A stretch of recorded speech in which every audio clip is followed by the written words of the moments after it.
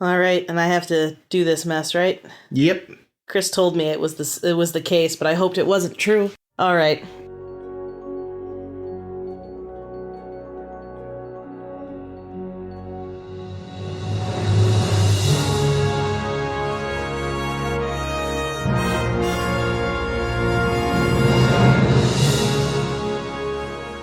Hello and welcome to A Star to Steer Her By, a Star Trek podcast. My name is Caitlin, and with me today are... Jake. Chris. And Ames. Look at that. Jake remembered it was his turn I for a almost change. didn't. It took me a second to be like, is anybody else going to speak? Oh, no, I'm supposed to speak. Not gonna lie. I almost said my name, so I almost fucked it this time. I almost said Jake. I always almost say Jake. We all Let's wish. just all introduce ourselves as Jake. Take two. No. And I'm Jake, and with me today are... Jake. Jake? Pass. Oh, wow. That Well, would be anyway. fun. Who the fuck do you think I am? No, I know. We are here today to discuss 2 episodes of Star Trek Voyager. And this week we're going to be discussing Bliss and Dark Frontier. First up in Bliss, it seems like the Enterprise, oh my god, wow. First Tell us up about on the Enterprise. Bliss. All right. Oh, god damn it. The Defiant. Wait, no. Fuck. This week on Deep Space Nine, there is a wormhole there. That at least would make a little more sense. True. Well, anyway, this week, the crew of the Voyager believe that they may have found a wormhole home that's going to shave off all kinds of time off their journey. And everyone is just getting more and more excited about it. Everybody's thrilled. They're really, seeing things that aren't there. And 7 of 9 is like, wait, but that's not a wormhole. It's some other shit. And they're like, no, it's fine. We're going home. And 7's like, no, but the scans are not, it doesn't look like what you think it is. And everybody's like, listen, 7, we know that you're afraid of going back to Earth, but stop being a downer. It's obviously the wormhole. And she's like, okay. And everybody on the ship seems really excited about this great thing that's going to happen, they think. Except for 7 and, strangely, Naomi Wildman, who is kind of also like, ugh, everybody wants to go back to Earth, but, this is my home. Boo. Boo, indeed. Boo, Naomi. Oh, I like Naomi. She's caught me. I'm into it. She's good. I have flipped because originally I was like, okay, Naomi's fine. But this week I'm like, too much Naomi, and I can't anymore with her. Oh, yeah, it's definitely too much Naomi, but I just mean that in terms of all the children we've seen, she is the best. Are you saying boo or boo earns? I was saying boo earns. Anyway, as they get closer to this wormhole, quote unquote, 7 can tell that there's a ship in it, so she reaches out to them, and they just get a very brief message, which is don't believe his bullshit. I don't remember exactly what the guy says, but it's basically he's lying to you, or don't believe him, or, go towards the light, or it's something. And now 7 is trying to convince everybody that it's not a wormhole, but it's something else, and they've been warned not to go into it. She enlists the doctor, who's like, oh, maybe I could help by doing some scans of people to see, if they're being affected by some external force. But when that happens, he gets shut down for maintenance, and before you know it, they're locking 7 up in her regeneration chamber to, keep her out of the way. I don't really remember what she does. Oh, I think she just shoots Tuvok, right? She's just actually, fuck this. I'm not going to let you make me regenerate. No, she locks them out with a force field. She shoots B'Elanna and a couple other random engineers. It's B'Elanna. At any rate, she attacks the team and makes contact again with this other alien fellow who apparently his name is that say Katai? Mm-hmm. Katai explains that actually this is a big Moby Dick beast that he's been Captain Ahabbing around the universe with for decades, 39 years, I think, something like that, and tells 7 that the reason why everybody is all being taken over is because he makes you see what you want to see and makes you believe that your desires are coming true. And 7's like, oh, that explains why I'm not, affected, because fuck the Earth. I don't want to go there. Gosh, they get the doctor back up and running. They realize that the space monster thing they're basically in its belly. And they're like, well, what if we just shoot it a couple times? Maybe it'll puke us up. And now there's a twist because 7 wants so badly to get out of the belly of the beast and return to space and safety and heading back, towards the Alpha Quadrant the long way and out of the mouth of a big space whale. She begins to be fooled that the one blast that they do makes them get thrown up, when actually they need to continue doing blasts to be thrown up. Our buddy Katai convinces her of that, and as does the doctor, and she, unlike Tuvok, the most logical creature who did not believe what she was saying earlier, she is like, yes, let us try to shoot one more time just for the safety. And yeah, it's real. They get spat out, and they're like, all right, well, see you later, fuck this. And Katai is like, okay, time to go back to being Ahabby and crazy, and drives right back towards the thing. I liked Katai. Katai is a lot of fun. He was a lot of fun.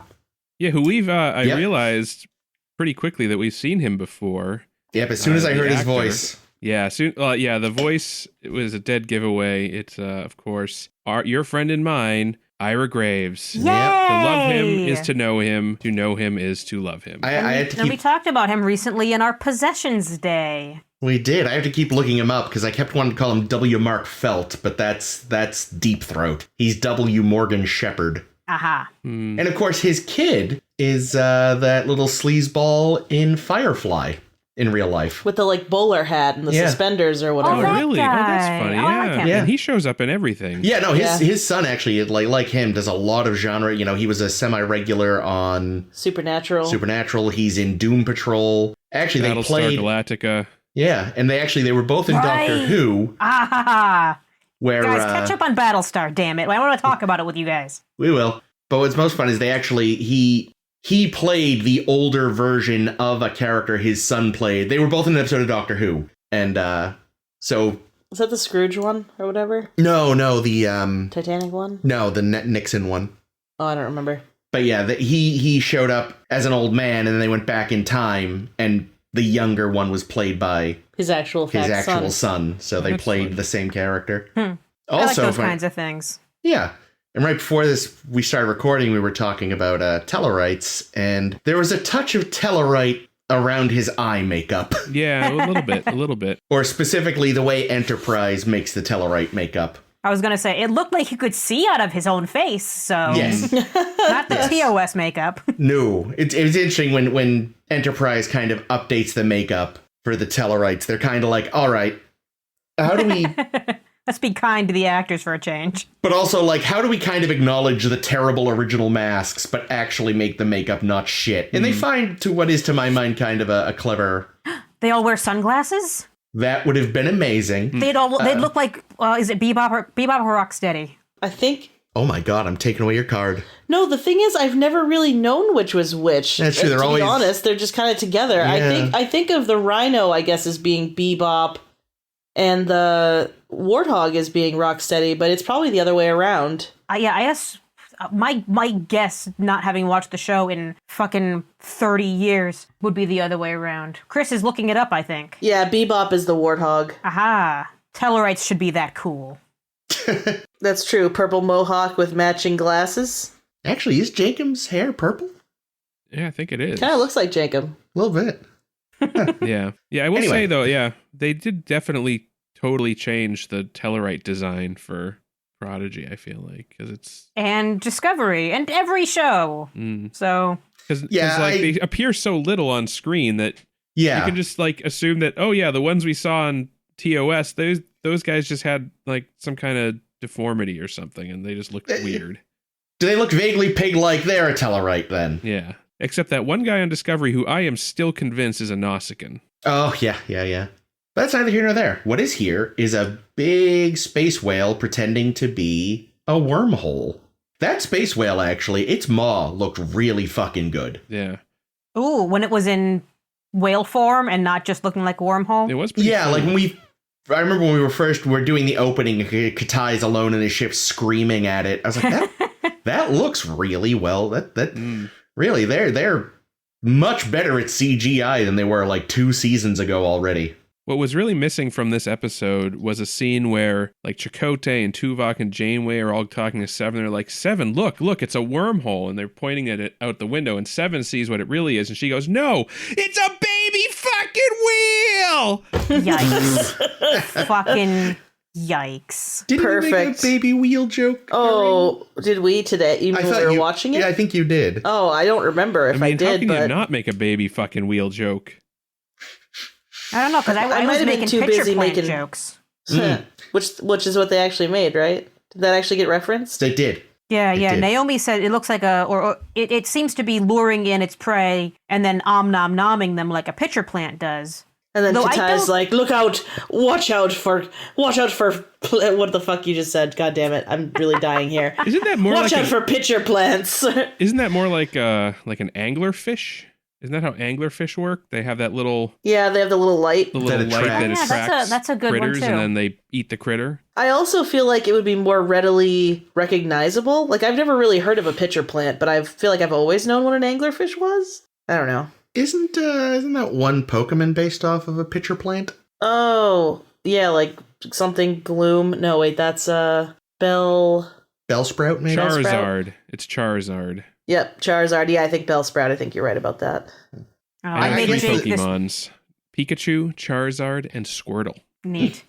No, I made Jake watch the Zay Frank video on carnivorous plants this morning. Oh, fun. Because it's a good video, and I don't know if definitely wasn't mentioned in the Zay Frank video that pitcher plants use pheromones to lure critters in. It Oh, seemed to interesting. me like they just have like a yummy sugary bit on their what's effectively like their bottom lip, if you think Yeah. about it. Like they have like something yummy that attracts the insects or whoever, and then they slide in and they can't get out. Yeah, yeah. I guess in that regard, it is a little like, I think that's the thing is it's pitcher plant still works a little better as a metaphor just because like it's something the bugs want. Whereas I think with the anglerfish, just like, the fuck is that? So it's more curiosity than necessarily, ooh, I want. It's just more like, hey, it's really dark down here. The fuck is that thing that stands out? Because the depths of the ocean are a nightmare hellscape. We're very, very dumb fish. So dumb Exceptionally. fish. Look, there's a lot of pressure. Their brains are teeny tiny. They got squooshed. Oh yeah, little squishy brains. Yeah, regarding the showing everybody the things that they want, and only Seven and Naomi not falling for it, just because they don't want to go home as much as everybody else does. I think that was the one thing where I have a better fix, because that's just... Seven and Naomi may not want to go home, but they want Voyager to get home because that's good for all of their friends and family. Well, also, why wouldn't they, like, even if they didn't want to go home, I feel like they would still be under the spell of They'd the still creature. pass out, yeah. Yeah, like, it's not like they're impervious to the psychic powers of the alien. The explanation just doesn't make a ton of sense. No, I have two fixes, a two-part fix. Part one, instead of the, oh, they just don't want to go home as badly, how about it's because Seven and Naomi and Paris were out in the shuttle pod when everybody else got lured in. That's kind of what I expected it was going to be, But honestly. then Tom falls for it. So I say the other, like the part two of my fix, cut Naomi entirely. God fucking damn it, I'm sick of her. And just have Tom also not fall under the spell. And then maybe when he gets too close, they actually knock him out for the rest of the episode. Or he just takes Naomi's place. Either is fine. But yeah, I think the flip to, oh, and now the pitcher plant has something that you do want, which is escaping its fucking gullet. Does that mean Seven and Naomi both passed out on the way out? No, they seem to still be awake. Yeah. Yeah, what Well, triggered them to pass out also? Like, Well, I think with the rest of them, it was just like once they were in, they were, because I don't think you have to be passed out to like, for it to fuck up what you're seeing or experiencing. It just, once they were in, they were just in an even deeper hallucination. well, that's why, like, when B'Elanna got woken up, she was still having her hallucination. Yeah, even it though was she very, awake. very persistence of vision, if you all remember that episode. Vaguely. Yeah. I just like, though, when, they were kind of looking around engineering, like, what happened? It's like, oh, the creature. It's like, well, actually, you shot B'Elanna. Which is funny, because she's the one they cut to, and it's like, hey, hold on now. While this is 99% true, in this case, that was you. Yeah. Yeah, I don't know. I did like this one, though, aside, from a few assorted Yeah, I think plot it was just those inconsistencies. Yeah, those little plot holes that That didn't even- easy to overlook, because the rest of it was, Seven and Katai having an adventure together.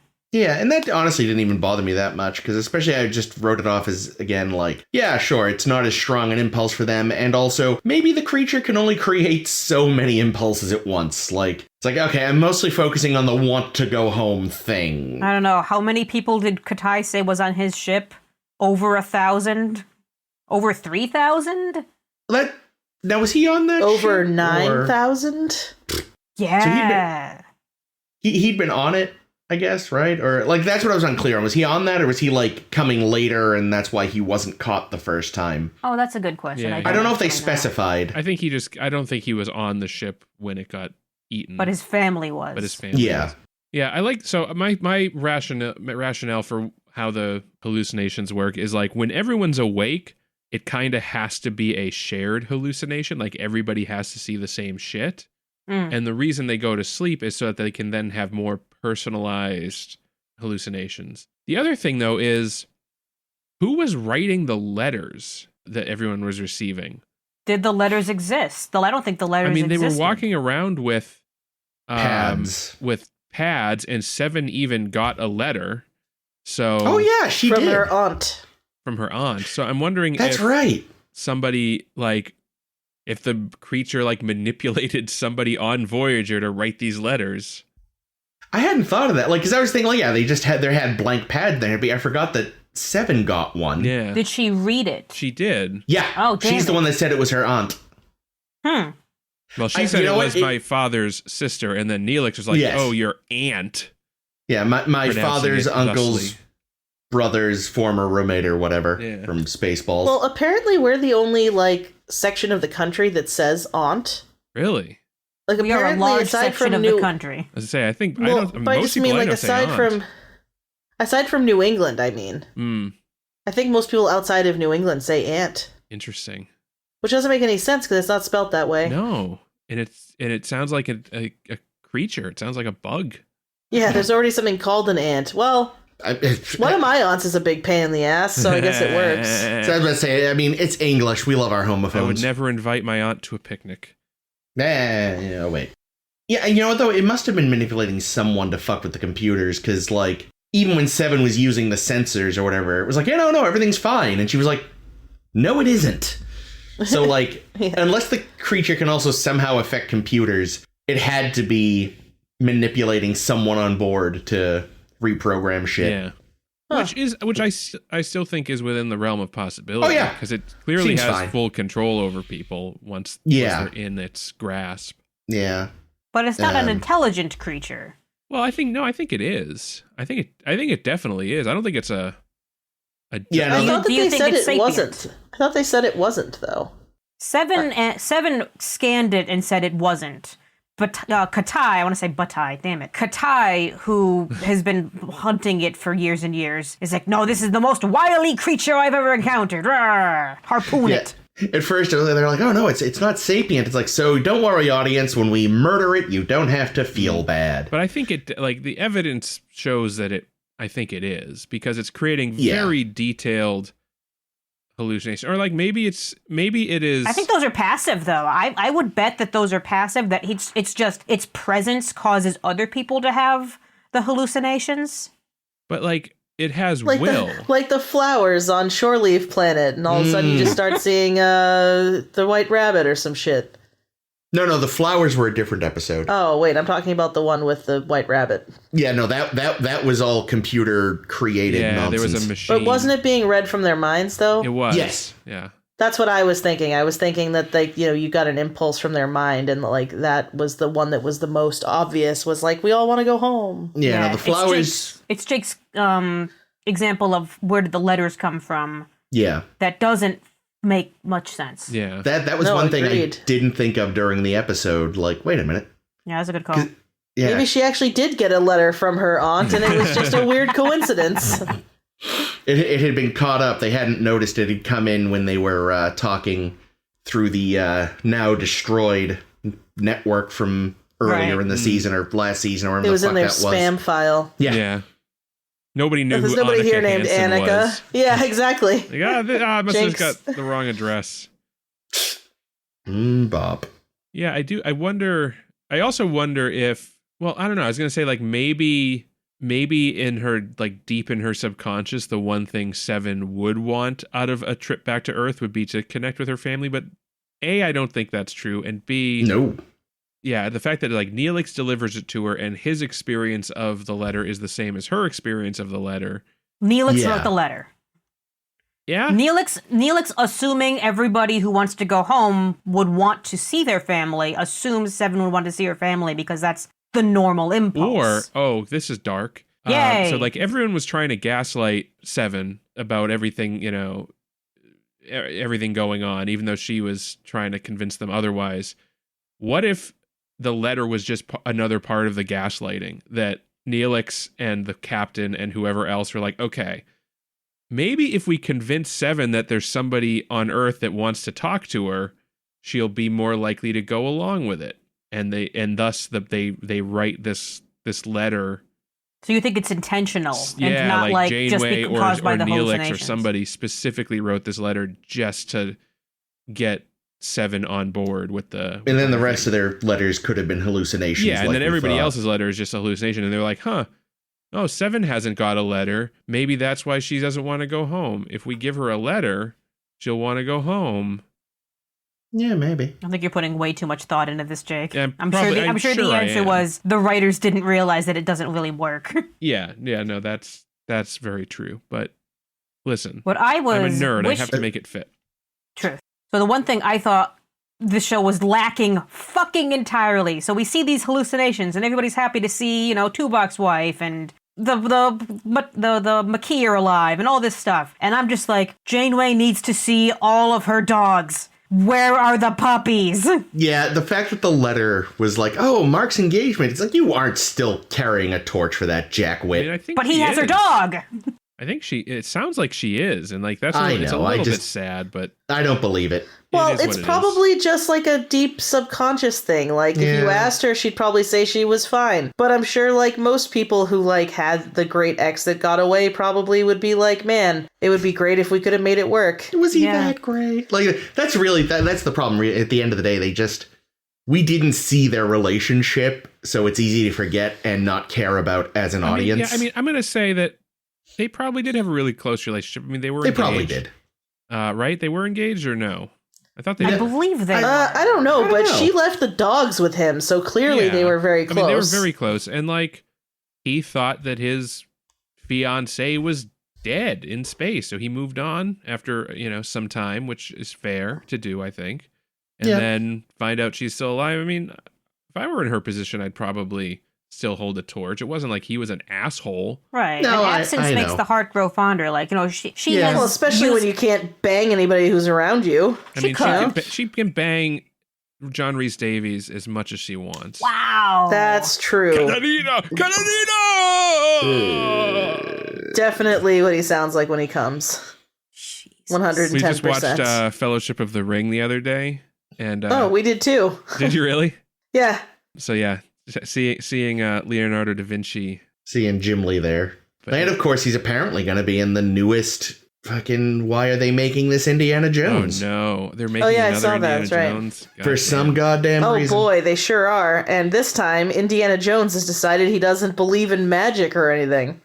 Oh, despite having seen so much magic. Yes, precisely. Yeah, I swear to God, they just gave him that line as a Han Solo. The first 3 movies are just him dealing with magic shit. The fourth one is him dealing with alien shit, but still. Yeah, no. It looks fucking awful.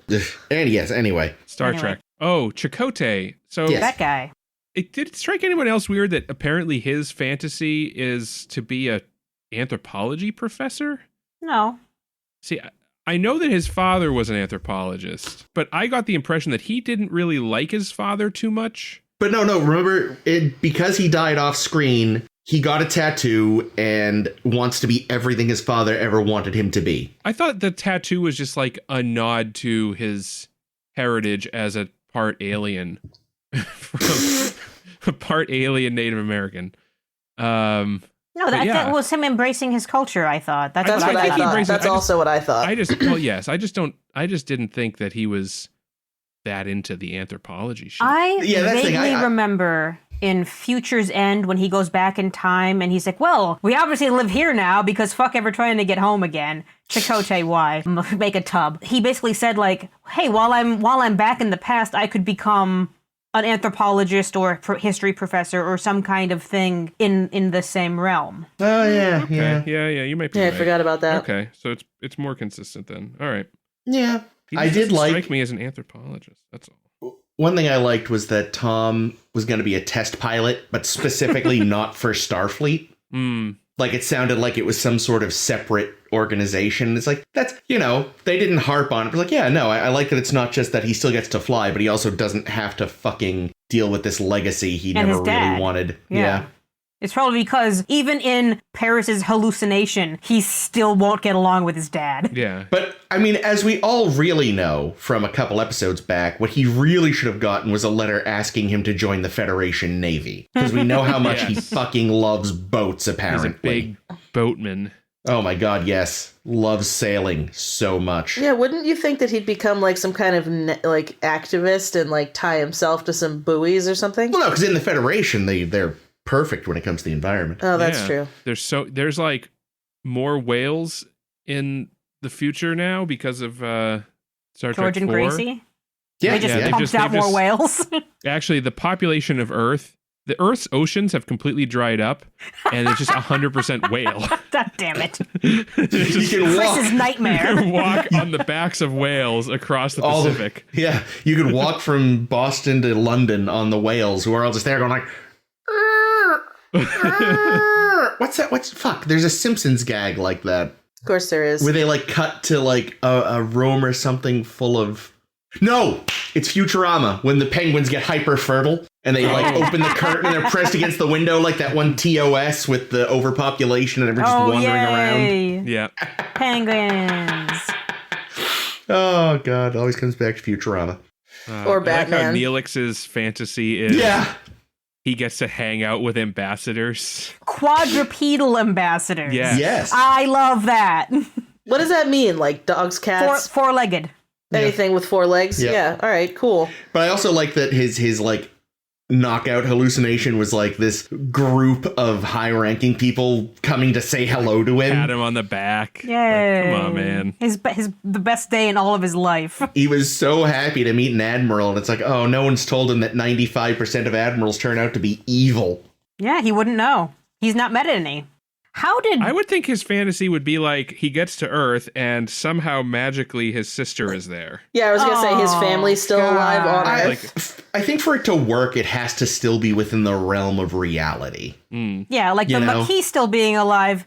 They faked their deaths. They do that kind of shit all the time. Or, yeah, fake their deaths or bad intel and we know how bad Starfleet intelligence is, so bad intel is believable. Like that one, like things can stretch credulity, but I think full on, there's a point where the hallucination wouldn't work.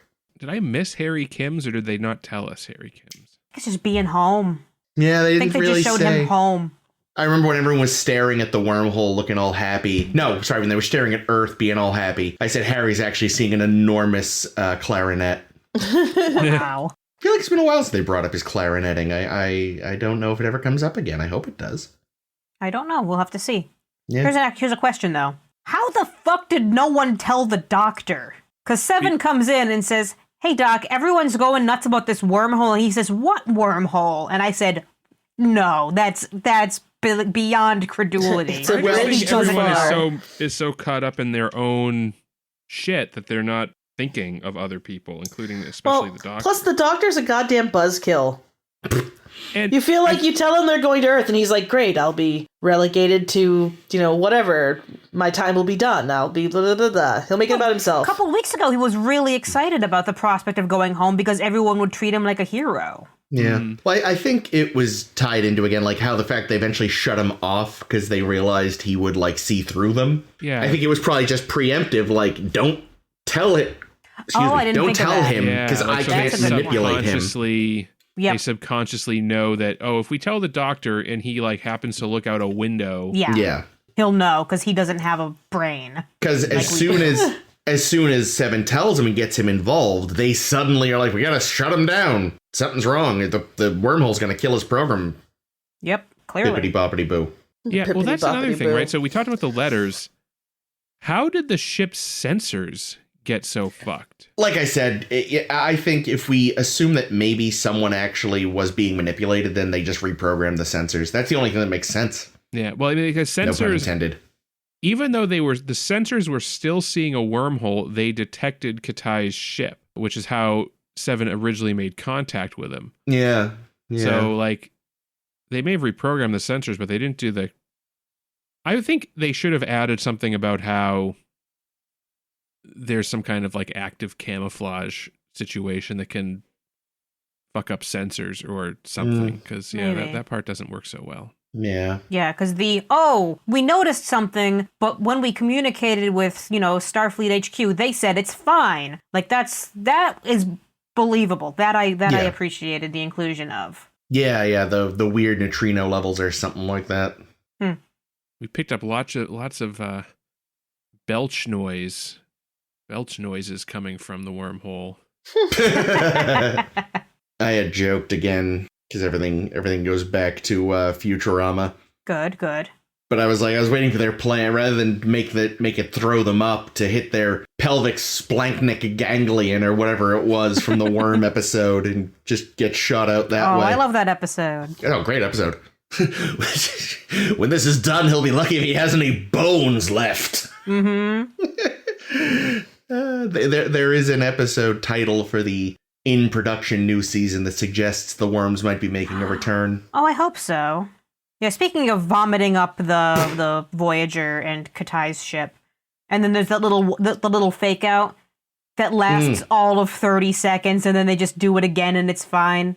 Yeah, maybe it's because like there really wasn't enough time left in the episode or something. But then don't bother. Don't bother what? Doing it. Doing the fake out? Yeah. We've talked about this before, how like Star Trek, and I mean TV in general, but this bad history of like, let's do a fake out that is so brief, like, what was the point? Yeah, like, I expected there to be this fake out, and then instead of them to realize, okay, if this hasn't happened yet, we have to do something else, not just do the same thing again. And if they had an extra, literally 1 minute, she and Katai could have, like, said, oh, well, how about we do this instead? And then they have a second thing. So instead of the fake out just being undone by hitting it again. I think a better way to have done the fake out would have been for us to completely see the whole thing from Seven's perspective. They get spit out. Everybody wakes up and they're like congratulating her and Jane and like really it's like Janeway is like, I knew I should have trusted you and yada yada yada. So like it's all things that like Seven probably would like to be appreciated. And then like that goes on for a few minutes and then cut to the doctor trying to resuscitate her. Yes, you fixed it, Jake. And it's like and then I almost said Batai as well because we watched Inner Light recently. And then like Katai calls up and he's like, Doctor, it's up to you now. You must do the thing.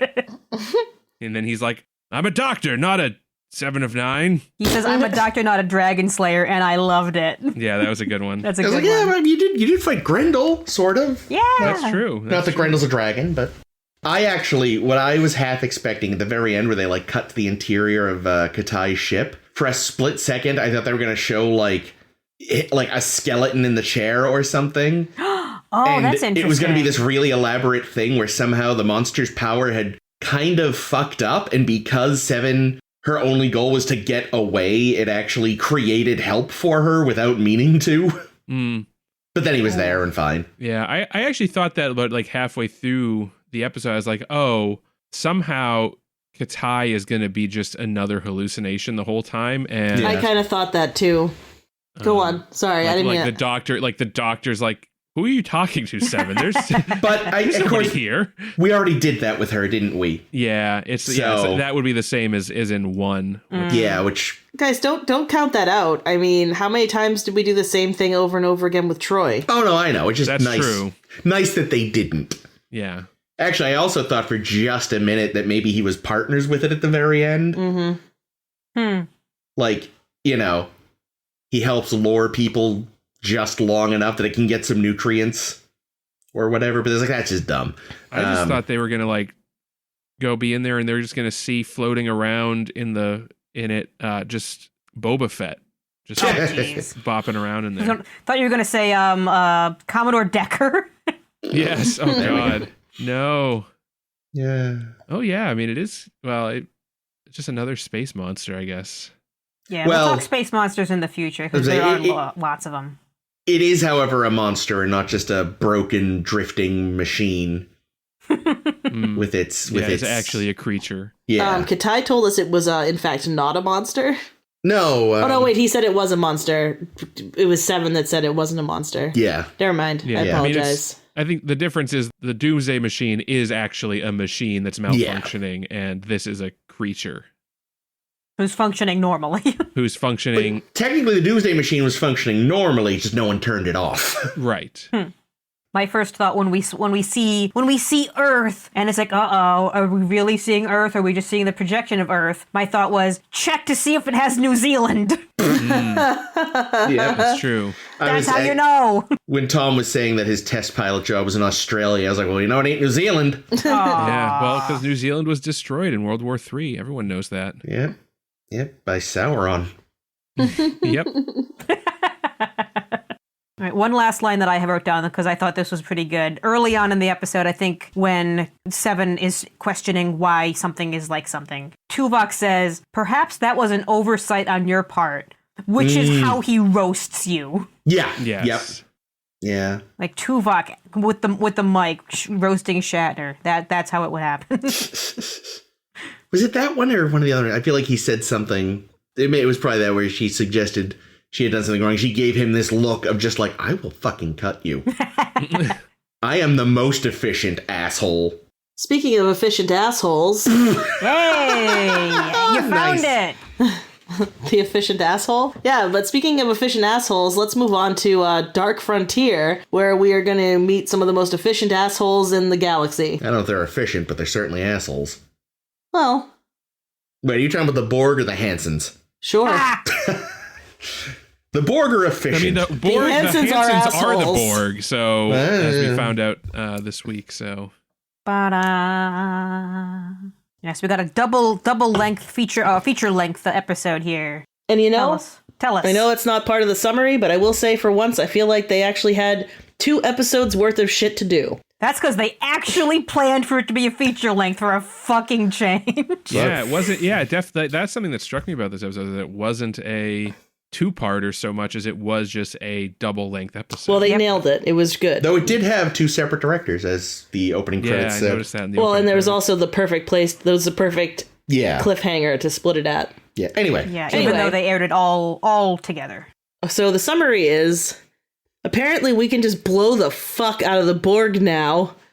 And thanks to Harry Kim, apparently also, who still doesn't get promoted. Really? Nope. You made the most like indestructible force in the galaxy destructible? Nope, sorry. Still a cadet or whatever the fuck you are. I know he's an ensign. We've defeated a Borg. What shape was that even? A cube. A sausage?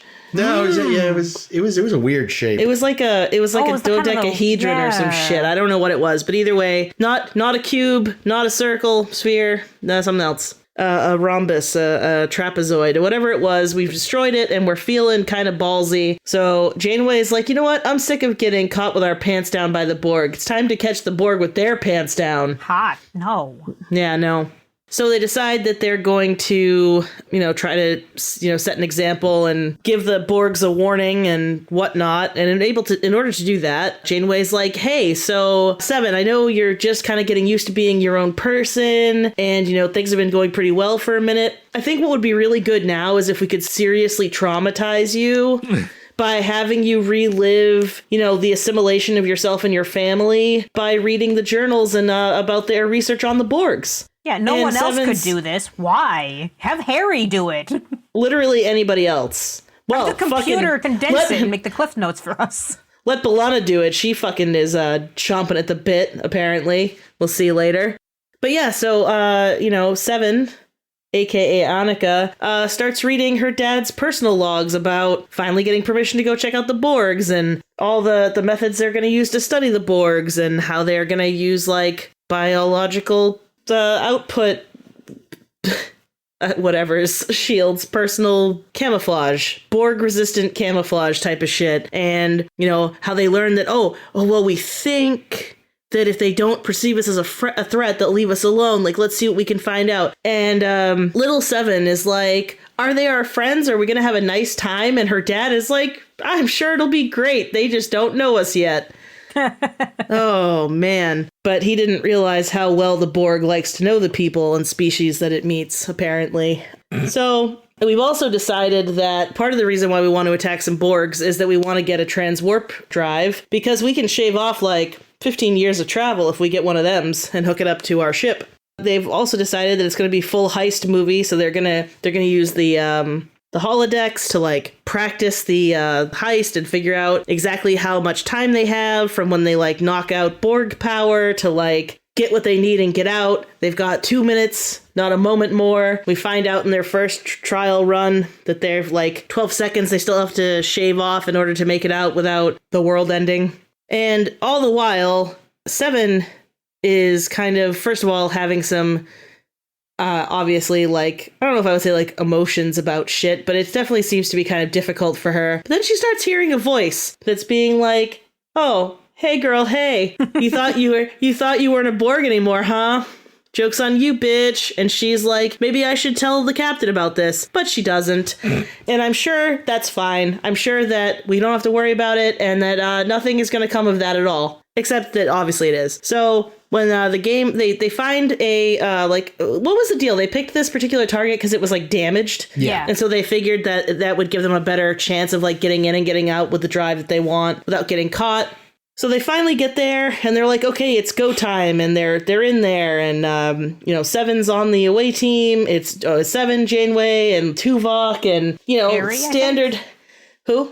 Harry, I think, was there? Yeah, standard Starfleet operating procedure. Send all your, highest ups to do this, to get this job done. While they're on the Borg cube or sphere, or I think this one's a sphere, Seven's hearing the voice again, and she suddenly has like a snap decision that she's going to stay with the Borg and tells Janeway to fuck off or she'll be assimilated. So Janeway leaves without her, and they get back and they're like, well, Seven decided to hang with the Borg because that sucks, but we got what we needed. And all the while, so Seven is back on the Borg ship. People of Voyager are trying to make the transwarp drive work. With their technology, Seven goes and meets the Borg Queen. And looking hot.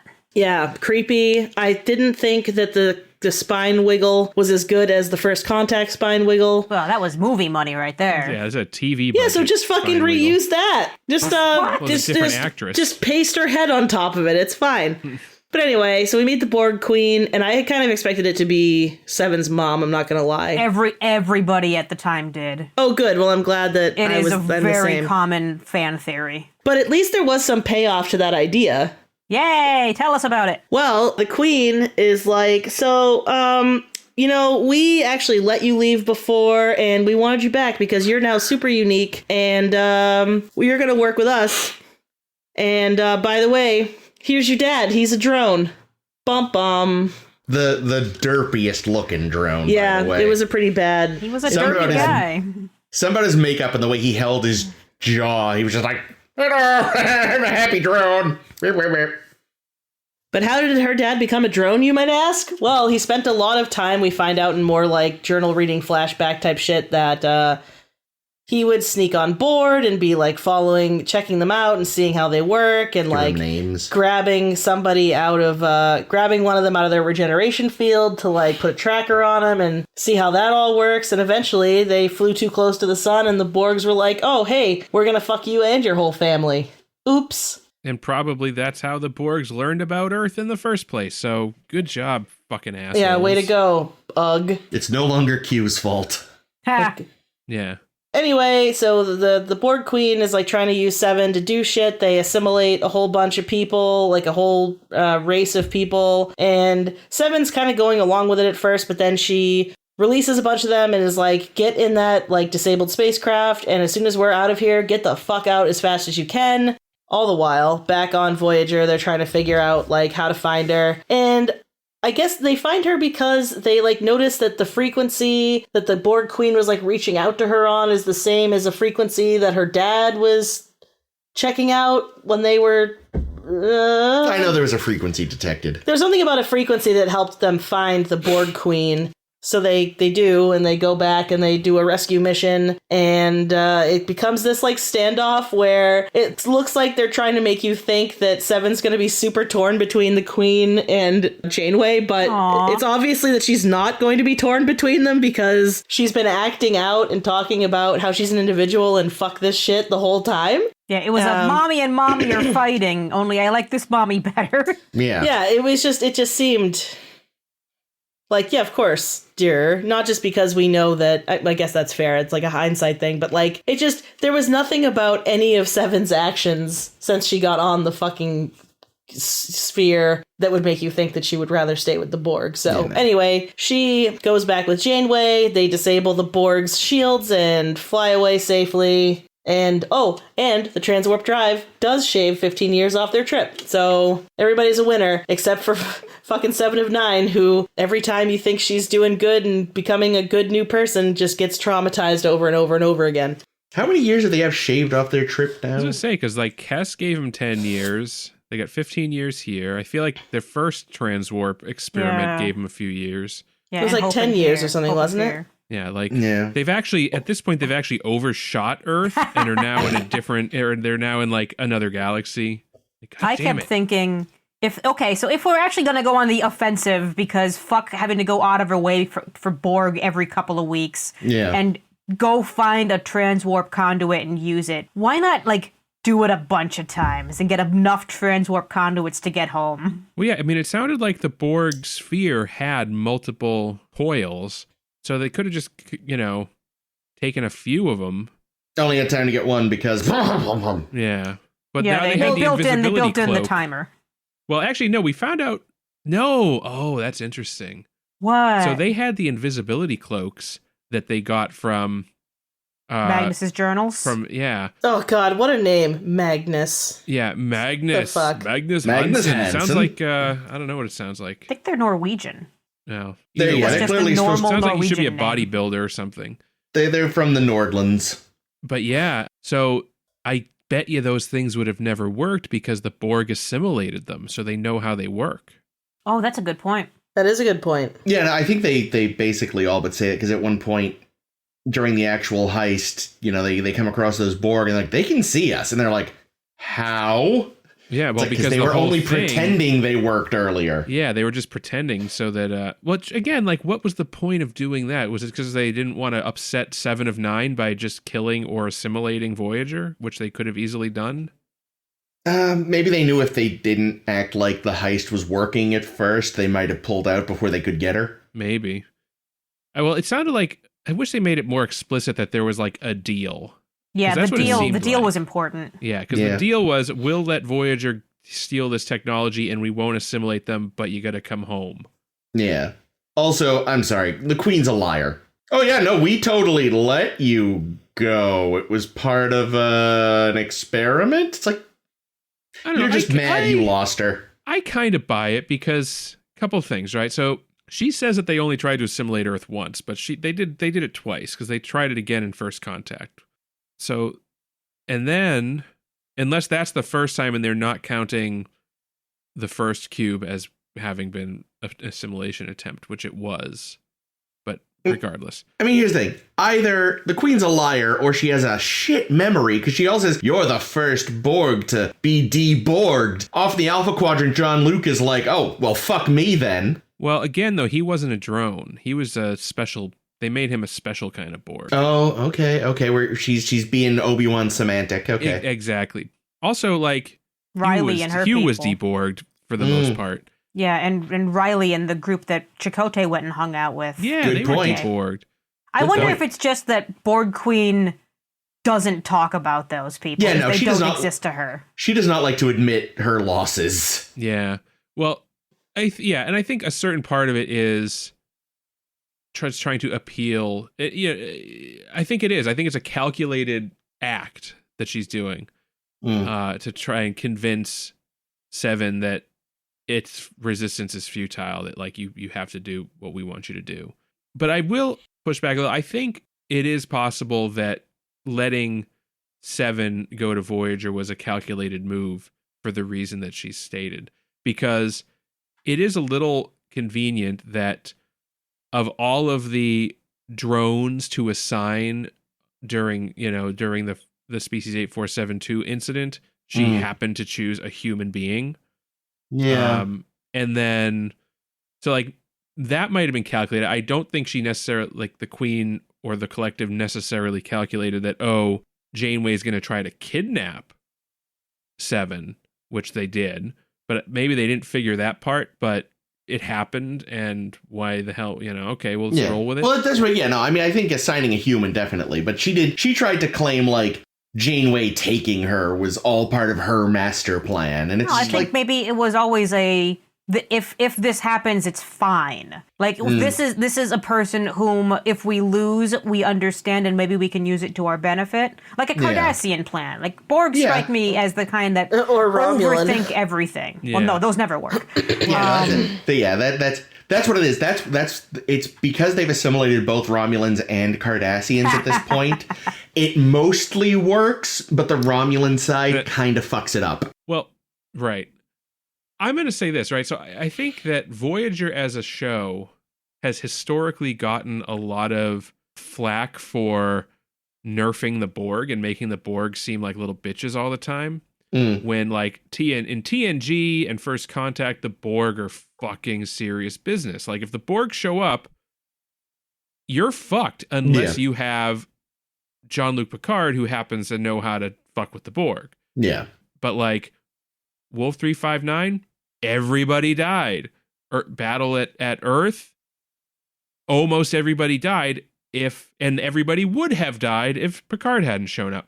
So prior to Voyager, the Borg were really seen as this unstoppable force of nature. And in Voyager, it's like, okay, we encounter the Borg, we shoot them, they die, and we move on. I feel like this is a little bit of an attempt to fill that plot hole and be like, no, the Borg are kind of letting Voyager win so that they can learn more about how to defeat humans and learn human shit without...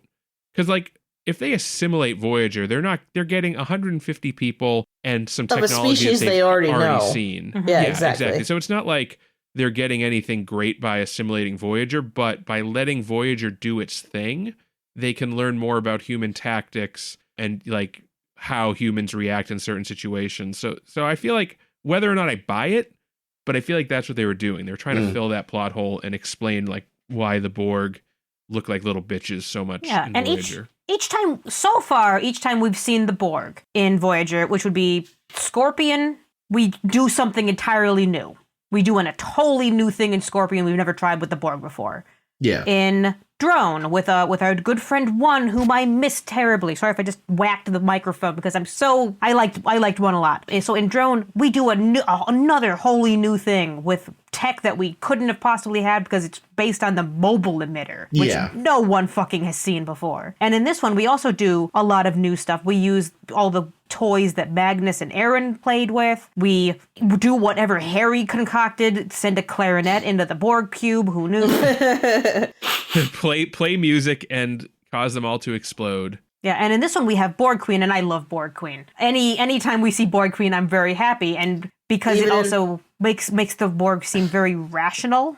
And anytime we talk with Borg Queen, we're making new discoveries on what the Borgs do. What I did like was that they're kind of picking up from First Contact, because when Picard's talking to her, he mentions how she's like, you wanted me to go over willingly, and she's kind of keeping on with that theme. She's like trying to figure out a way to just get people to say all right. Something especially about humans, because of course we're special, is like they are so and like she can just, it's the first species she seems to need to try to like figure the fuck out because they won't just fucking go with it. Well, I think my tinfoil hat fan theory is that normally, under normal circumstances, the Borg don't even have a queen and they don't need a queen because they're just a self-organizing thing. But that they have figured out that, and like this is why they created Locutus, they have figured out that humans need like a hierarchical structure. So they create, so whenever they have to deal with humans, well, yeah, right. Whenever they deal with humans, they're like, okay, we need We need something else. We need queen. the voice. Locutus, we need a the voice. Like, because when we just talk to them as like the mechanical chorus, like they don't take well to that. So let's try a different approach. They assimilated the Hansons, learned about bees, and we're like, all right, this is a metaphor we can run with. Let's make one of those. And the first Borg Queen was just like a little body with a gargantuan thorax spitting out Borg, and they were like, this is nasty. And they reworked it. Yes, yeah. See? It's always Futurama. Like there's in First Contact, which is where we first see the Queen, and Picard is talking to her. The implication is that there was a Queen at Wolf 359. Yeah. And that, like, because he's like, you were always there. And I kind of wonder if maybe not to take that literally, that like when he says that, he's talking about the voice of the collective. Yeah, I think you said that not at the a time. literal person. You suggested this, and I kind of like that idea that maybe this is it was something that was there, and that was kind of how his mind personified it. I like that. And then they decided, okay, like you said, like, all right, this is something the human mind likes. Let's build it. Yeah. Yeah, they're like humans. Humans like totalitarian leaders and sexy ladies. We Combine can the do two that. and they'll Totalitarian ladies. We did learn something very important about the Borg from this episode, though. The Borg are, by their own standards, running around nude. Yeah. Oh, that's interesting. Because she mentions, they gave you hair and garments. And it's like, do you not consider your armor garments? No, they consider it part of them. That makes sense. They are space nudists. It's only logical. Yeah. It did surprise me when we see, look at species 5618, which is humans, which, we know our designation now. Neat. And they show a little hollow cutout of a human, and he's wearing underwear. And I'm like, really? Do we need the underwear? I mean, that's fine. At least, because if it was New Trek, he'd just be there hanging dong, and it's just like, or at least okay. blocked out in a way that it never went below the waist. Yeah. That would have made more sense, yeah. Yeah, that's true. I feel like they could have... I show the bum. The bum's okay. Oh, yeah. I did think... Yeah, because this is a post-NYPD Blue World, so... yeah, and it's also on UPN, which is... The Hanging Dong Network. The Big Four. The Hanging Dong Network. Wow. But yeah, I admit I had the same thought. It's like, why would there read... Like, I knew, of course, like a network TV, but yeah, like, it would be nude. Yeah. And those little Rocky Horror Picture Show Speedo briefs weren't hiding... you did say Rocky.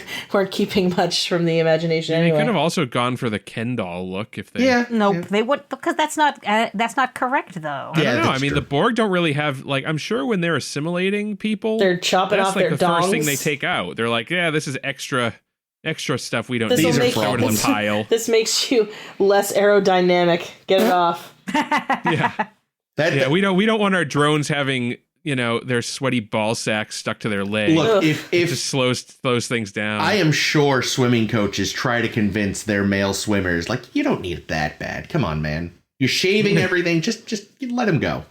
No, they have good bathing suits for that. I know. No, I was getting out of that topic, because why? Did y'all recognize this Borg Queen? Did not, but I looked her up. I'll let you do it. But no, like I did. In a Star Trek way, or just in general? In a Star Trek way. I will say she did not.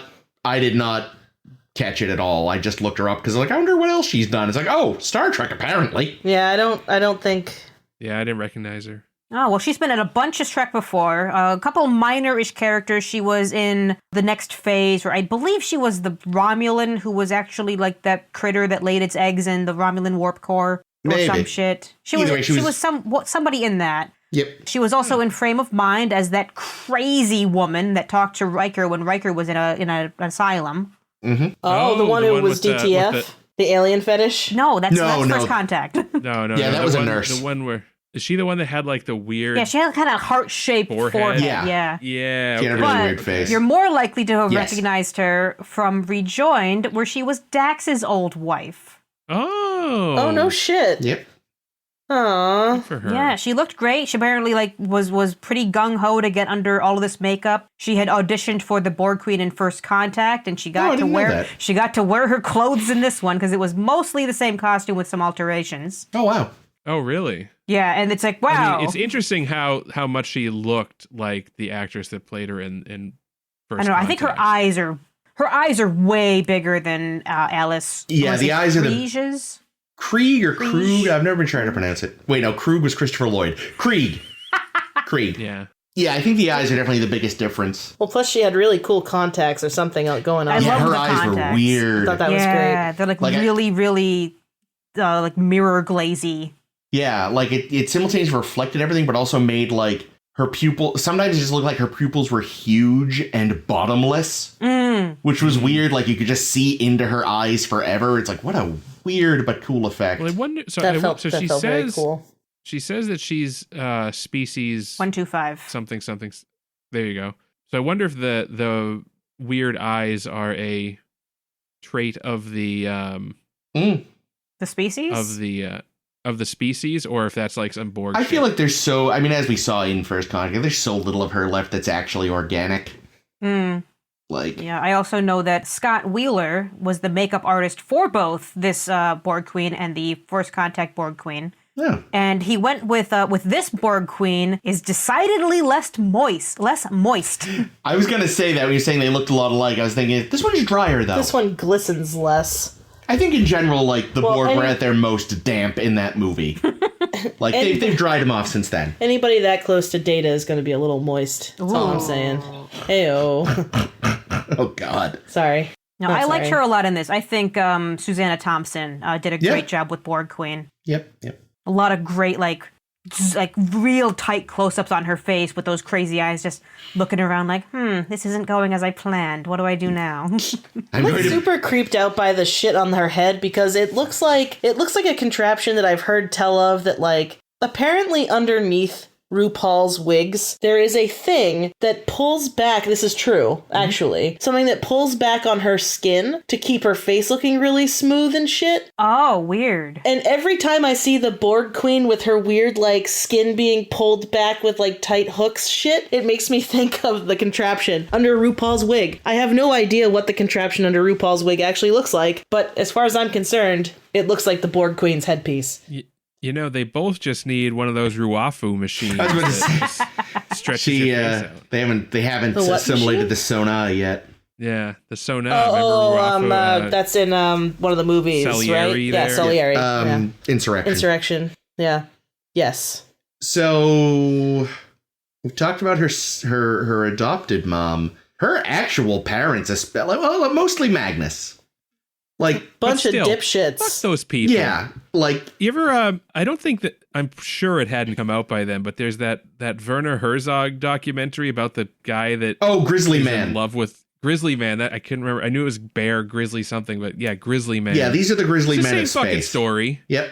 Same fucking story. Some fucking assholes, fucking arrogant, thinking, oh no, we're gonna go live with the dangerous creatures and study them and join them and be in their presence. And nope, you're just gonna get fucking eaten.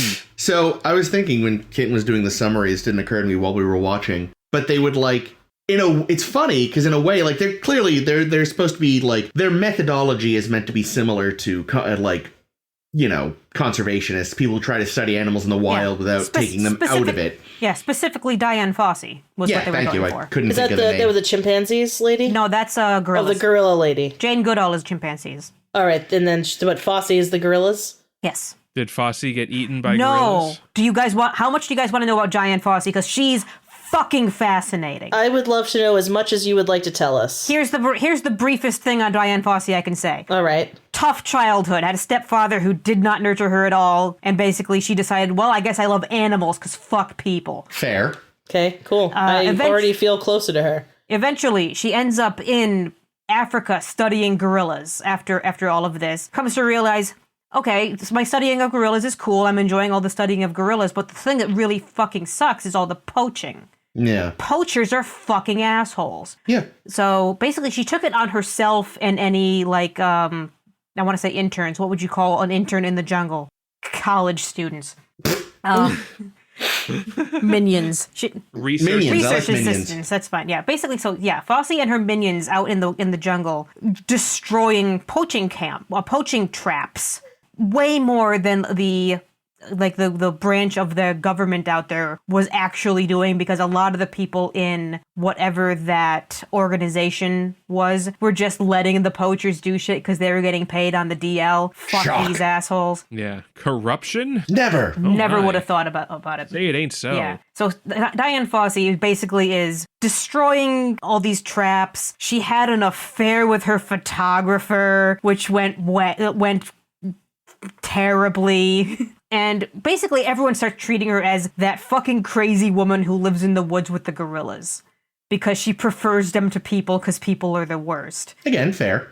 And eventually they find her corpse in her tent because someone murdered her. Oh God, I didn't know that But not part. a gorilla. Not a gorilla. Definitely No. not a gorilla. Like, she was shot many times. Well, gorillas. Gorillas know how to use I was guns. going to Holy say, this is shit. terrifying. Have you seen Planet of the Apes? Yeah, but they were chimpanzees, right? And it was everything. I will say, because if Liz is listening and she's getting ready already to comment this. Please do, Liz. Tell us about Dian gorillas- Fossey. Gorillas are terribly clever and are learning to spot and dismantle the traps. Good for them. They learned from the best. Yeah. That's what I was just thinking. I was like, she's like the one who taught the first gorillas to disable traps. In Planet of the Apes, she is the one human they build a statue to. Is that true? No. Oh, okay. I thought you meant. That would be, I mean, That'd that be movie's from like years and years. Well, it could have been one of the before, remakes, but no. Wait, when was Dian Fossey doing this? 70s, 80s, What? right? Yeah, Wow. I'd have to look.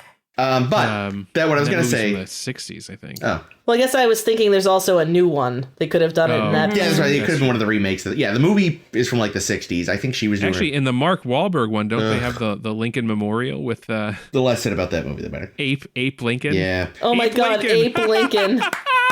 I just said that. I surprised myself by making a joke I didn't intend to make. I love that. That's the best kind of joke.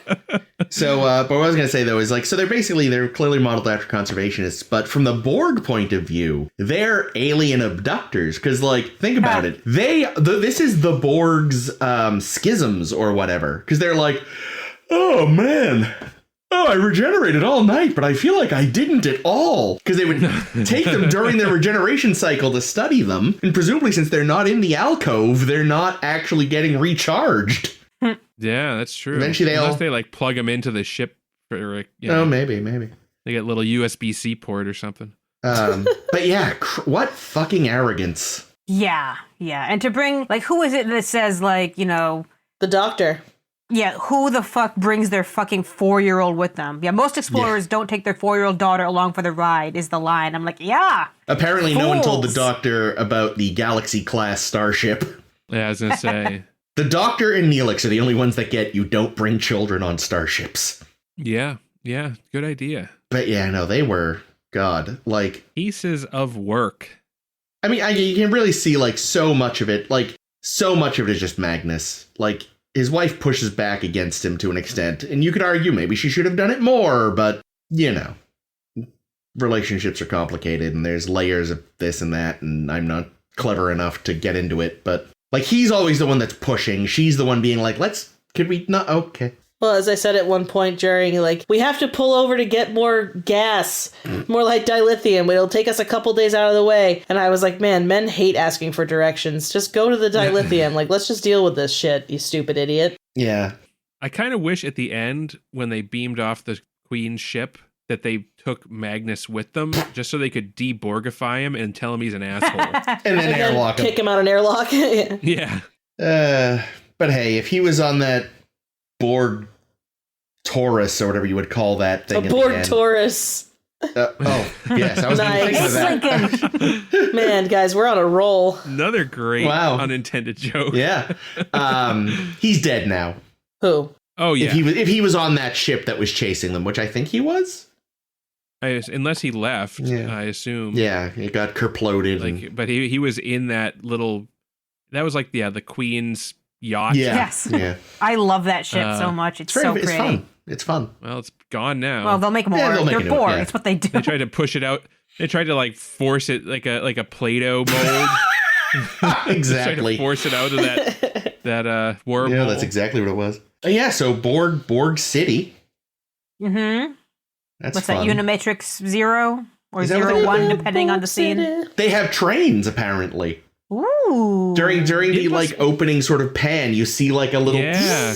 and I'm just like, Yeah, little Borg subway. yeah, it's Monorail. yeah. Yeah, I noticed that when they were scanning it, when they first arrived, they're like, there are trillions of life signs. It's like, oh, God. Jesus. Nice. Trillions. That's a lot. That's a lot of genocide, my dude. I've sold monorails to North Haverbrook, Ogdenville, and the Borg Unimatrix Town. 0. Put them on the map. Yeah, it must feel so defeating. Like, you're on Voyager and you've been pedal to the metal flying towards the Alpha Quadrant for years, and then in an afternoon using the fucking transwarp, you can go all the way back, like 2 years back to the Borg town, and then fast forward another 17 or 18 years, however long it would be total. We're like, God damn it, if we could just get these fucking transwarp things to work, we could be home in a week. Yeah. For fuck's sake. Yeah. Well, and also you'd think somebody would be working on that nonstop. Well, right? Like Seven was supposed to continue working on Quantum Slipstream. Quantum Slipstream, but now we also have Transwarp, which we now have two burnt out Why Transwarp. did they burn out? Well, so the first one had just been fucked up in the explosion. Yeah, it was Okay. like self-destructive. Why or the something. second one burnt out, I don't know. Yeah, like I was very confused. Like, oh yeah, if we get a transwarp doohickey, it could shave 20 years off. I'm like, Well- why? The Borg seem to use them all the time. Maybe they... You know, Maybe they sometimes just- you put maybe they're consumable. sometimes you put the wrong wattage bulb into like a Oh, that's a socket. good point. Yeah. I was about to say, they also just... I mean, if they don't know how to maintain it, you know? Yeah, it's not made for Federation ships either. Like, Yeah, or maybe it's just a consumable thing. Yeah. Maybe it just has a lifetime, and the Borgs just have They know how to make a them. lot of them and can replace them quickly. Wait, why could they not just replicate it once they've actually have one to base it because on? replicators what would be I'm too wondering on. magic otherwise. Why not just Yeah. make dilithium in the replicator? Yeah. Well, I thought they were. Right. I thought there Well, I was a think reason they- for that, though. I mean, they've established that there's just certain things that are not possible. yeah, not Because of replicatable. plot. That's why. Yes. Because of plot. But I think it's just... So I wouldn't be surprised. It could just be easiest to explain it as just they don't fully understand it yet. You know, it'd be like someone could find a warp capable ship and maybe even use it, but not know how to fix it when it breaks, you know? That's also true. Yeah, So this is the equivalent that's me of and that. everything I've ever used. Really. Like, oh, I have this car. Oh, good, I can drive it. Hey, can you fix it? No, I fucking cannot. I can ignore the check engine light and keep driving. Does that count? No. But yeah, I mean, it just sounds like this is such a valuable piece of technology. This and the Slipstream are like so valuable pieces of They technology. should be going that out of would- their way to find more broken Borg cubes. Yeah, or like That's better like, use of their it's time. They're like, they should take however, because there's 150 people on board. You got to figure a good number of them have to be scientist types or engineer types.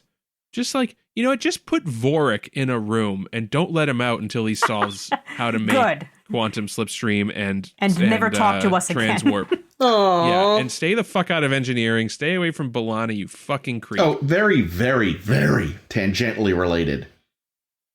Did they change Roxanne Dawson's wig? A while ago. Okay, I only just noticed it. I was like, Yeah. it's a lot lighter than it used to See, be. that's I funny. nearly brought it up a couple episodes ago, but So I just want to say that this is Yeah, really funny it is. because at the beginning of Bliss, I was like, oh my God, Tom Paris cut his hair and it looks like shit. And Chris is like, yeah, weeks ago. So yeah, Chris, they did update B'Elanna's hair fucking weeks ago. did you also notice Seven has a new jumpsuit? Yes, Yeah, it's yeah, red and it's- sparkly. Yeah. I was she's going to got call a it sort of pretty- burgundy. Yeah, she's got a pretty burgundy one because they had to do so much blue screening, so her blue jumpsuit wouldn't work. She'd have just been a floating head. That'd be kind of cool. Ooh, like excuse the me, I'm Borg so Queen sorry. head. Yeah, yeah. I will say, for television money, I thought it looked pretty good. Which part? What? The Borg Queen assembly? The spine wiggle. Oh, I and thought you meant- the assembly. Thought you meant Jerry I did Ryan in that think that jumpsuit. I was gonna like, yeah, it's worth every penny. I'd say like the effect looked good, but I thought that her body coming out in pieces and then like it looked like a video game. That was a bit much. But I was like, come on, what is this? The fucking Fox NFL robots? see, I was thinking of Iron Man. But that predates it. Well, I know. Yeah, that's true. You know what it is? That it's they don't have the Fox NFL, but they do have the WWF. Did that have crazy introductions? Maybe they were trying to. I don't know. I don't know if like the World Wildlife Dwayne Fund? Johnson got put together piece by piece. Yeah, sorry, no, now the WWE, the Wrestling Federation there. Good. That was their other big contract, which is why we'll eventually see The Rock in an episode. Yay! Yeah, and I think we see the Big Show in an episode of. Yeah, he's I met the Big Show once. He was huge. Anyway, I wanted to get back to this episode. Yes. Yes. Nominated for an Emmy in visual effects. That's fair. Well deserved. People actually thought that the at least the body part, I think, of the Borg Queen assembly was practical things, and it is not. No, and it is obviously not. Clearly not. No. Yeah, no. I mean, again, for television money, good CG, but clearly and CG. time too, because I remember saying when we watched First Contact that the assembly scene took fucking months. And for this, you've got maybe weeks before it airs. And they aired specifically for Sweeps Week because they did the whole full-length or feature-length thingy. And I admit to ask if this is a Sweeps thing because it's like the middle of the season, not a finale. So I was like, is this Sweeps? Have I asked before what exactly Sweeps is? It's just, I think it's when, like... It's usually in February of a year. Yeah, for some reason that I'm not clear on, it's like a really important period for testing ratings. I don't know why, though. I think it has to do with, like, the timeline of choosing which shows to renew and which ones not to. Okay. Well, yeah, that makes so sense, I suppose. But, like, why is it called Sweeps Week? They make decisions for the following season around that time, so they look at the ratings around that time. Do they look more also at these episodes as what they want to nominate for award shows, or am I projecting that? I don't know. I mean, I think one follows the other. Like they do, like Sweeps Week is specifically about ratings, so they put their best shit in Sweeps Week. Yeah, so that's what they, and then that stuff happens to be what gets nominated. Yeah, that's the stuff they'll submit as like, you know. Yeah, because it's going to be their best stuff. Yeah, generally. Yeah, because they apparently do pick like what to present as like their, like, this is our final project kind of thing. Yeah. Like they decide, this is my thesis. Yeah, look which I only know because like I remember it was like again on the audio commentary for Futurama, they were talking about choosing Roswell That Ends Well to use as an Emmy submission.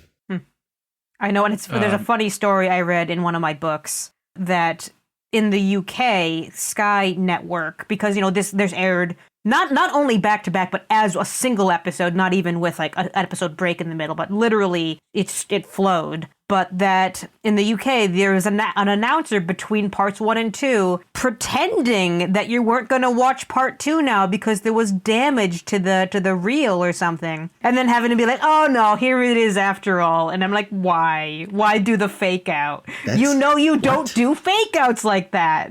That's just weird. It sounds real stupid. Very. That sounds stupid. I'll have to try to find, maybe, I wonder if that's on YouTube somewhere. Yeah, see if you can find it. There was reference in that book I was reading.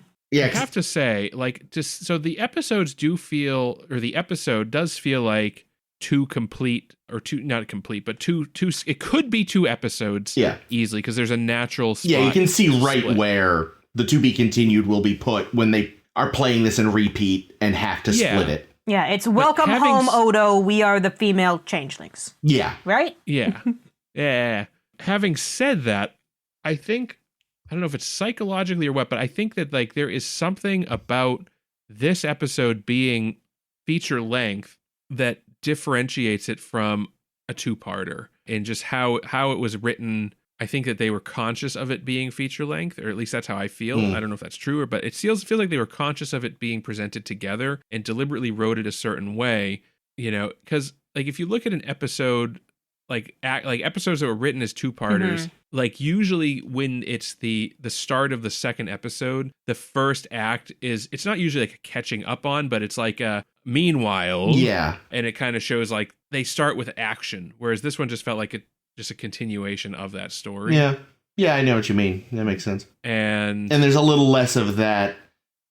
Here's some dialogue to fill you in case you missed last week. Not the like last week on Star, but that aside, they'll literally have like, you know, you feel like there's going to be a few lines of dialogue in the episode where they're kind of like, here's the key points just in case you didn't tune in last week. Yeah, but I mean, this actually felt like a Star Trek Voyager movie. Yeah. Ooh, that's as opposed a good to way to frame like it. an episode. Yeah, it feels like if you look at most two-parters, they're two individual little arcs. Yeah. And each one is complete, not necessarily complete, but each one is an arc. Mm-hmm. Whilst this one, it's all one arc, one big arc. Yeah. Yeah. Yeah, it reminds me a lot of like, not in the sense that it's a conclusion to anything, but just in the way it's structured, similarly to what you call it, What We Leave Behind, Which is a finale. Which is a finale. Yeah, premieres and finales are like sense, this too. But like What We Leave Behind kind of had the same thing where the first half was dealing with the end of the war and the second half was dealing with Gul Dukat. And well, the last 10 minutes was dealing with Gul Dukat. Yeah, well, entirely, I guess. Oh shit, we forgot to finish this off. Oh, there's a big open plot thread. But like it works. That like What We Leave Behind works as a feature length episode, but it will also work as a two-part. And I feel the same way about this one. Or I think even like All Good Things, although I think All Good Things doesn't work as well as a two-parter. And which one's that? That's the Locutus one? No, it's a two-parter. The end of TNG. Oh, the end of TNG. That's right. That's right. Syndrome Picard. Yeah, I mean, right. Is, yeah, like Best of Both Worlds really only works as a one-parter, and then the second parter kind of finishes it up. Yeah. As we said, as Ames told us at the time, was that the one where the writer was like, I'm leaving, good luck, assholes. Yeah, and that then was he Michael didn't Piller. leave and was like, fuck. I've done it to myself. I'm reaping what I sowed. No. You know that part in Liar Liar when he's like, what's wrong with me? One thing I really liked actually I liked the teasers of both these episodes this week. But the teaser of Dark Frontier, which is just all from Borg point of view. Yeah. And then you see Janeway on their little screen being like, well, what if I beam over whatever the fuck Carrie came up with into your fucking bridge? And they're like, oh, fuck. I could watch a whole episode from Borg point of view, and I kind of want it. Morning, Harry. Morning, Phil. Morning, Jim. Needlefingers Jr. I love that. It's like, Junior, Bill, Needlefingers. Well, one of these things is not like the other. I want to know all the names. I liked how excited the Doctor was about getting a Borg arm to play with. Yep. Oh my god. When he walked in with it and it was like just kind of going Still like this, twitching. I was like, oh, he found himself a fisting machine. Well, especially like since it's off screen, we hear him say, Eureka! That's right. He's like very excited about his Borg arm. Before I realized it was the EMH saying Eureka, I for a second I was like, who is that? Harry Kim? No one on the Voyager would say Eureka. And then the Doc walks in and is like, oh no, he would. Yeah, no, that makes sense. He's the one. He's the one that would yell Eureka. Yeah. While waving around a fisting arm. Yep. We use Tom's infinite knowledge of useless fucking bullshit to ask about Fort Knox. Okay. God, but I forgot about here's that. the thing. So we were talking about it, and I was like, fuck you, Harry. You don't know the fucking about Fort Knox. And then I was like, and then we were talking about it, and I was like, well, unless it's still there. And we were like, and Chris was like, well, it wouldn't still be there because there was World War III, and it must have just got looted and all this shit. But then they're talking about Fort Knox and about how a Ferengi tried to break into it. It's still around It's in a the museum now. So it is still around. So like, why didn't they know what Fort Knox was? Yeah, they should know what it is. Everybody knows. Maybe Everybody knows. This is annoying. Fort Knox is still Fort Knox, even in the future. Well, maybe it's there, but it's just like a fucking museum that you get dragged to in high school or something. Yeah, maybe it's but I remember all those fucking museums that I got dragged to in high school. Yeah, but maybe it's not like renowned outside of its like local, it's one of those shitty little local museums no one knows about except the locals, and even it's a witch museum. It's in Salem. That's really famous that people flock to that thing. I'm thinking like it's one of those weird like, you're on the highway and you see a sign that's like the something house museum and you're like, I am not even gonna look that up. The biggest ball of twine in Minnesota. That's more interesting. Doubt it. But Fort Knox is interesting if you like gold. Hey, they Which need apparently Ferengi do all of a sudden again. Yeah, I mean, it's very inconsistent. Well, you need something to press your latinum in. into, yeah. But like, there's still that scene in Who Mourns for Morn where Borg's like, it's just worthless That shit's gold. garbage. Yeah, but at the end of the day, here's the thing. It costs more than nothing, right? That's true. So, like, this guy's just like, holy shit, I could press so much latinum, save myself so much, well, latinum. You know, it's just like, it's a bunch of shit that for some reason the humans keep in a big box. Fuck it. Now I'm picturing like Dr. Evil Ferengi, or just a Ferengi played by Mike Myers. Why make billions when we could make millions? I just kind of want, like, I maybe like IDW could do it as a limited, like, 3-issue. I want the attempted Ferengi heist of Fort Knox. Be the same guys that the what is it? Magnificent Ferengi. Fantastic, yeah. I don't know. I liked that Janeway dubbed their Operation Fort Knox. I thought that was a good touch. I was saying about the big climactic thing at the end where she threatened to assimilate Janeway. It's like, go ahead, dumbass. She'll immediately take over the collective and self-destruct it. Yay! That's the one thing you don't understand, Queenie. She will blow you up from within without a second thought. Yeah, I thought, I liked the teaser of this episode. I also loved, like, the last couple minutes, like the whole climax scene with Janeway and Borg Queen just having a verbal spat around Seven was good, whilst Tom was out playing in the Delta Flyer, and like there was just a good balance of stuff happening that I thought they did a great job with. Yeah, overall pretty successful, I'd say. Yeah, I thought this was a great episode. Good one. Yeah, good for stretching it to the appropriate length, which we don't see a lot. No. Yeah, not too much filler, which could happen. Yep. Too much Naomi still. Yep.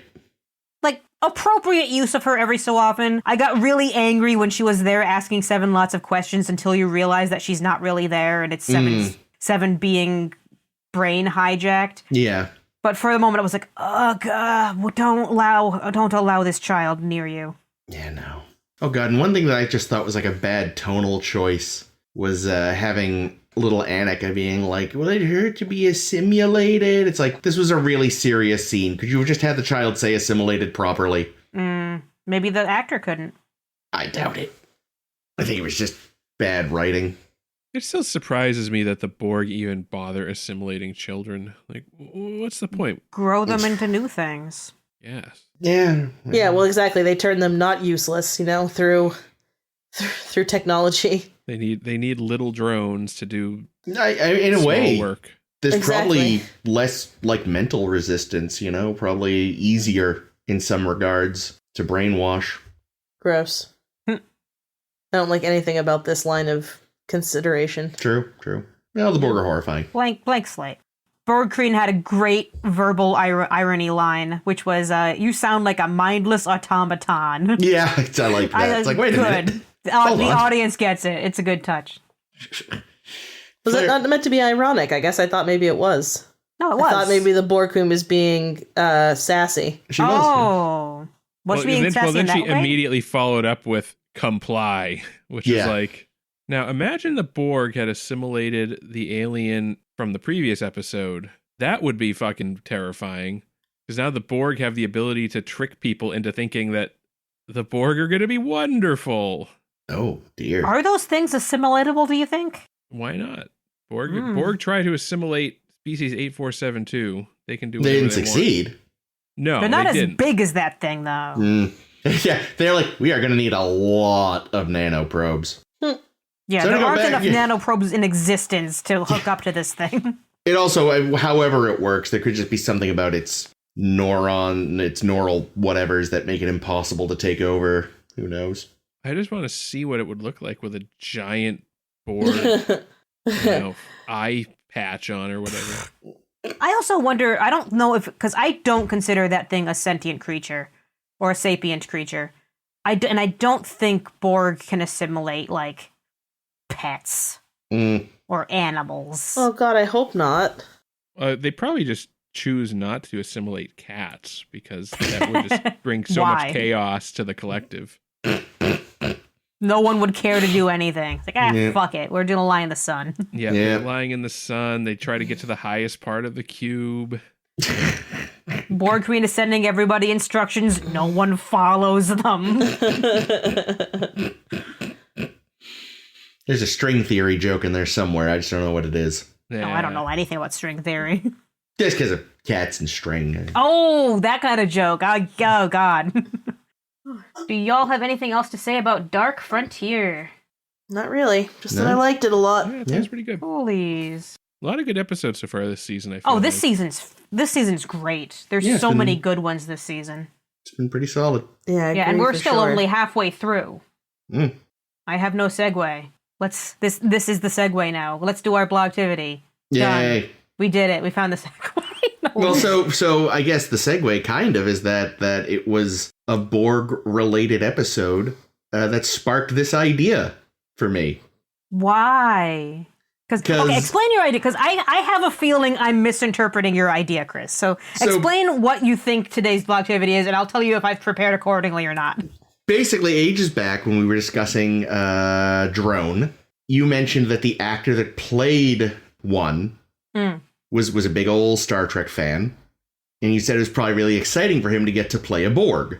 And I remember thinking, like, oh man, you know, what would we be excited, like, in some theoretical world where we got to play an alien in Star Trek? Okay. What would we want to play? Like I said, my caveat was since it's not happening anyway, don't worry about the real world implications of the makeup. Okay, that's what you, because when you said don't worry about the makeup, I thought you meant don't pick something that would have too much makeup for you to do your. I thought you meant like what would you want to cosplay as? Oh no, that's and like I could never do any of the makeup. I would be Vulcan, and that's it. Yeah, no, I'm just thinking like don't think about like when you're making your pick, don't think about about how much time you'd have to spend in the chair. Yeah, like I gotta get up at 3 a.m. Someone else is doing it for you. You don't have to have the supplies or know-how. Yeah, but also just no, but it's also just that you're born that way. I assume like you are that. You're talking about just if you were magic wand. Yeah, just don't worry since it's not going to happen anyway. Since Chris doesn't have any roles to offer us today. Yeah, I mean, damn it. Thing though, like anybody that doesn't say Q is nuts, right? Because well, see, that's what you say. So is that you want to be a Q? No, I'm gonna exclude Q because I just feel like being omnipotent would be too much. XQ. Well, no, I'm talking about this as like if you were an actor and you've been offered as a part in Jenkins. Star Trek. Oh, so I'm not actually the alien. No, yeah, I'm it's just like playing the alien. yeah, on who TV. would you play? And that's why I'm saying don't worry about the makeup because like for me, like I'd be like I would never want to be a Borg because I'd have to get a full body cast and be in a makeup chair for like 5 hours. Like since it's not going to happen anyway, don't worry too much about it. This is just like a pie in the sky. I've been cast. I get to play X. What kind of alien do you want to be?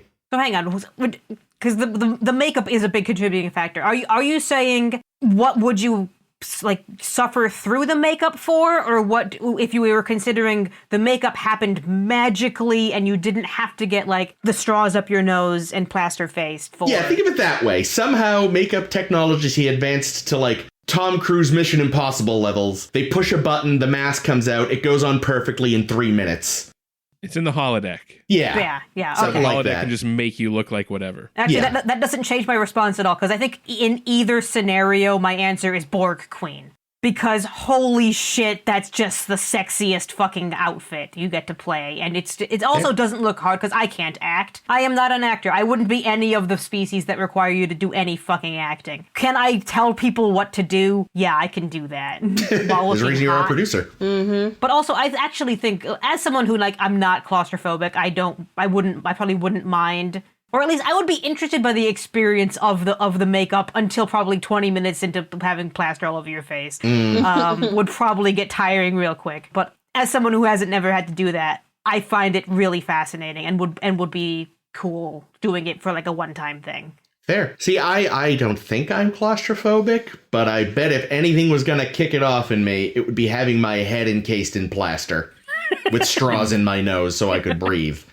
Be like, oh, I'm claustrophobic now. Oh, God, get me out of this. Oh, I have to play a species like, what was the puffer nose guy we saw recently? Oh, yeah, he was... I have to play a species who can't breathe out of his nose through the whole fucking episode. Yeah, that would be... That one I'd maybe be okay just because I could at least still breathe through my mouth freely. Ooh, I don't know. That's exhausting. And I'd be able to see, because that's the thing. When they put your head in the plaster, like you're in there. I'm sure they plastered that guy's face to make the mold. Yeah, they probably did. Jesus, nightmarish.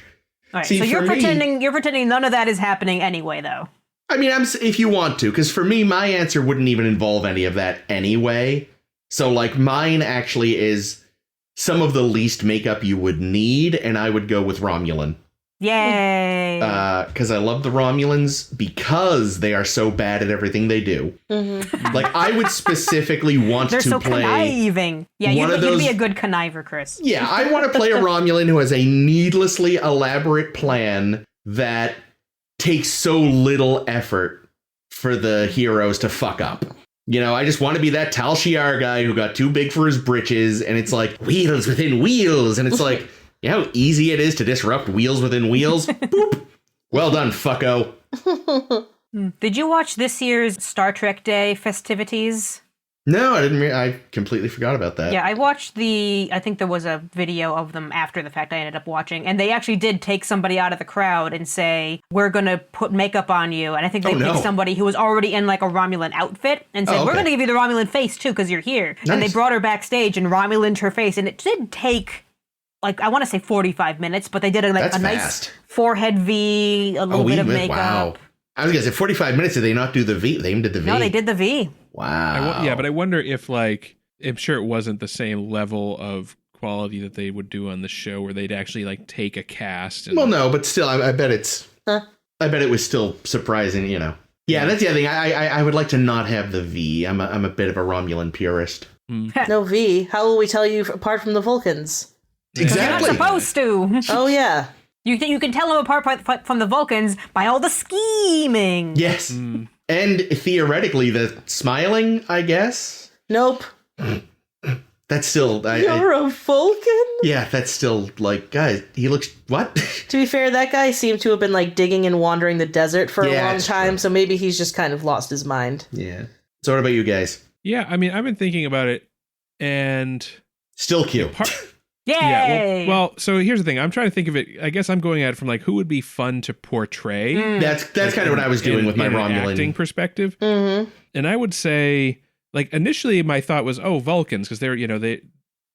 Oh, you have such a soft spot for Spock too. Yeah, I have a soft spot for him, and like, ironically, they have a ton of emotional depth. So much. But the more I think about it, the more I'm just like, no, Leonard Nimoy, Tim Russ, and Mark Leonard are just amazing actors, and. You're a good actor, Jake. Because, like, most of the other people we see playing Vulcans are not doing what they're doing. You know, well, so, I think you also, depending on the episode, you might have a writer who doesn't understand Vulcans. Yeah. That's the other thing. Like, you need a writer who gets what they're writing. It was like, I want to be Spock or Tuvok, but I don't just want to be any Vulcan. So I'm going to not say Vulcan. I might say, and then I was like, okay, well, not Vulcan. Who else would be interesting? Cardassians could be very interesting.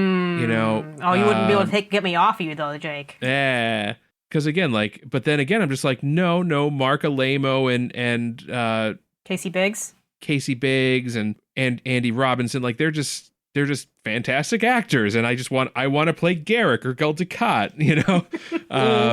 So it's like, it's hard to just like pick an Andy. So you know, what I'm going to say I am going to go back to what I originally said. I'm going to say Q. Oh, because you just have to be. Like, you have the opportunity to do all kinds of crazy shit. Like a Q or the Q we know?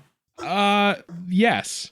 Right? Because, I don't know, I think that, like, there's a lot you can do. You get to wear a great costume. He always has the best costumes. You get to, like, appear naked sometimes, have a mariachi band. Like, there's all kinds of wonderful Discover stuff. sex. Yep. Pooping. Yep, pooping. Man, I thought you were going to say when you said I was going to go back to my first thought. Because when I first told you what the Blacktivity this week was going to be, what did you say? I said the Horta. Yay! Yes! Throw a blanket over you. But, you know, the thing with the Horta is you only get one line, no kill eye, and you don't even get to say it out loud, so it would be kind of boring. Maybe Nagilum. Just be a giant space face. Nowadays, they would do that with those little mocap ping pong balls. That's true.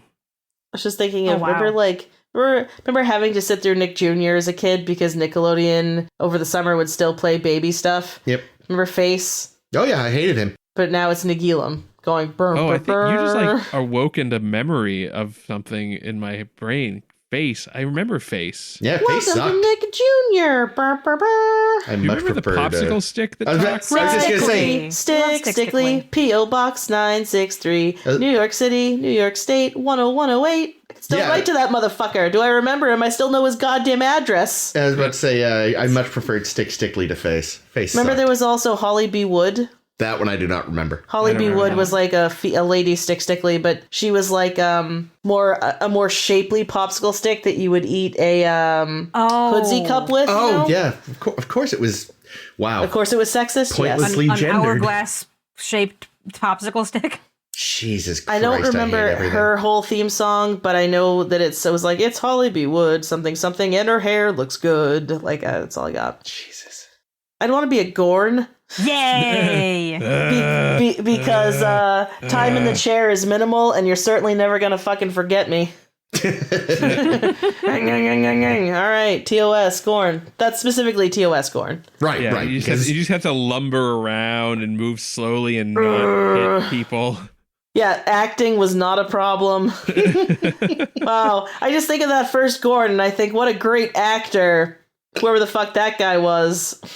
So, I think I that's don't my know. speed. Ted Cassidy did the voice. He Why do I was know that Buck. name?